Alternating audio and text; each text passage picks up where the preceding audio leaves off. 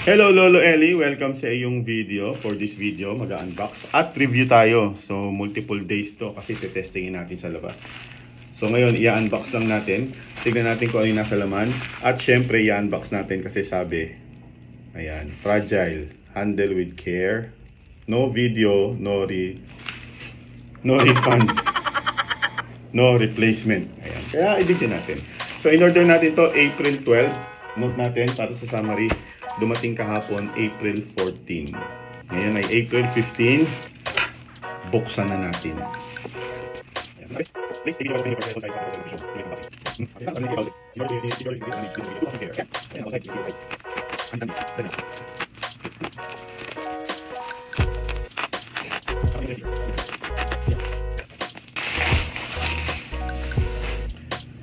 Ayan, ito ay ang DJI Osmo Mobile SE. So chinek natin to online. Meron kasing Mobile 6 saka Mobile SE. So mas mahal yung Mobile 6. Mas mura to pero mas latest itong inilabas kaysa sa Mobile 6. Mas mahaba ang battery life. Wala lang siyang stick. Yung Mobile 6 daw may stick. So i-compare natin. And then, i-demo natin kung ano ba yung mga feature na sumusunod daw sa mukha to eh. Ayan. Tapos, siyempre, gimbal siya. So, iwas shake.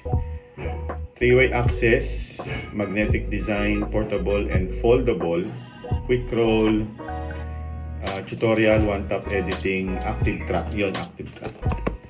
Okay, open natin. Magkano to?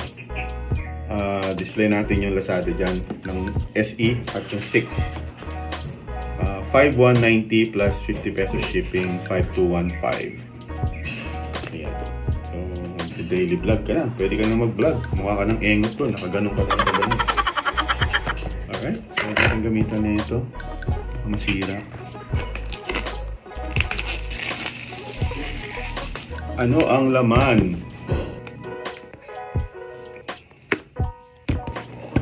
Ang laman ng kahon ay ayan, ang laman ng kahon. Unang-una yung cover ng kahon. Ano ang laman nito? Aha! Bag na merong anti-moisture, na merong ayan, mga manual.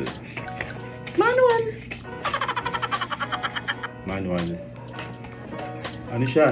Ito may anti-slip. Ay, hindi ko lang tawag yan. Pero mamaya sabihin natin. Tapos meron siyang pouch bag. Osmo. Tapos, ayan.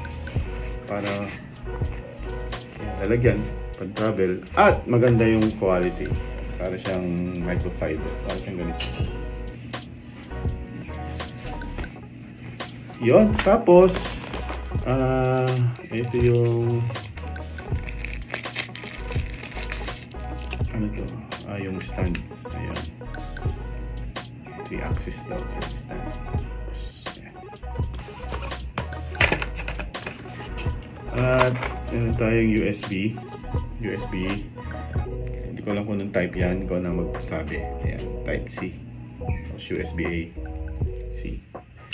At ito yung magnetic pang-hold ng cellphone.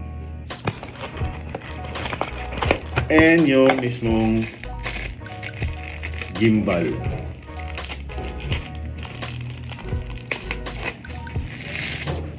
Ayan. Ganun lang daw siya. Ayan.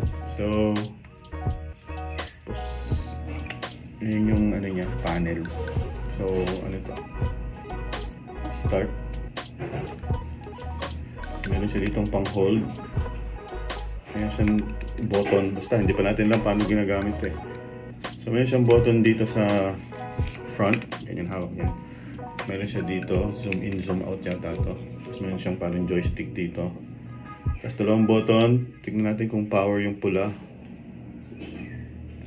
Hindi. Recording yung pula. Ayun, yung M ang power. Full charge. Ayun, tumunog. Press and hold pala for 2 seconds. Tapos, ito kasi magnetic eh. Ayan.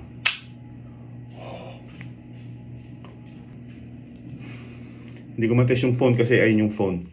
Mamaya, check natin. Yun na yun. So, yun yung unboxing natin. So, yun ang laman ng box. Magkano lang siya. Feel mo na meron siyang motor. Testingin natin with phone. Okay na yan.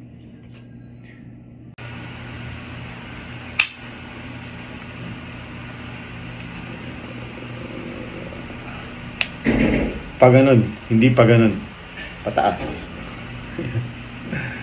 Ayan. Tapos press for 2 seconds. Mode pala yan. So, mode of usage. Hindi pa natin alam kung paano.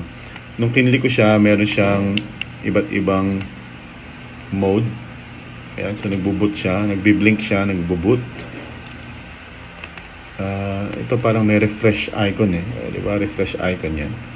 Ito, once siguro nakakonect na siya sa phone through Bluetooth, ito yung push ng record, on, off, o shot yung picture.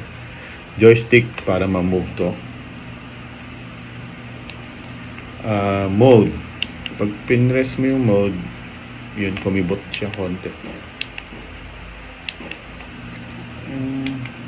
Ito, para mag-sustain, para ma-hold niya kung saan man siya naka-focus. Kahit galawin mo siya, doon siya nakaturo. Hindi siya gumagana pag wala siyang phone. So, mag-record tayo sa webcam. Ayan, so eto. Hindi nga siya gumagana kapag hindi siya nakalagay sa phone. Okay. Ayan. So, makikita mo yung mode. Hindi mo kita, no? So, yung first mode ay parang up and down, vertical saka horizontal. Pag click mo yung mode, ayan, so parang horizontal lang siya, yung kanyang sphere, yung kanyang circle. Ayan. And then yung third mode, parang kasama yung diagonal. Hindi ko lang kung bakit. Ayan. So ito naman parang refresh. Hindi pa natin alam. Update natin habang nag-aaral tayo. Ayan. So, ayan. Hindi tumaob. Bakit nakataob ka? Baliktad. Ayun. Ganun. Ayan. Dapat sumusunod siya. Ayan. Mali yata yung orientation ng phone ko. Bakit tumataob? So parang alam na niya na kukuha pa ng video sa baba. Bumalik ka.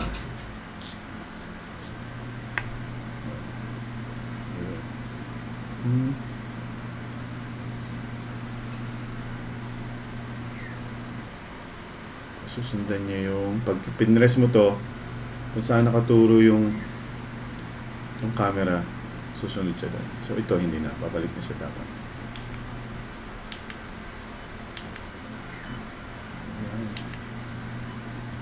So, hindi pa natin kabisado. So pag pinindot mo to, diyan ka dapat tuturo kahit.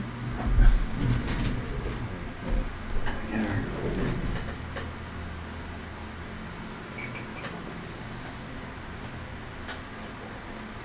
Tapos stabilizer siya para hindi siya maalog pag lumalakad ka or magalaw yung kamay mo. Meron siyang stand, yun yung tri-axis. Yun. So, yan. Pwede tayong mukhang ingot sa labas, gagawin tayo. Thank you. Ayan, April 15. Happy birthday sa nanay. At yun. So, for memories lang. Let's go. Subscribe yung mga nakikinood. Hello. Bye, Lolo Ellie.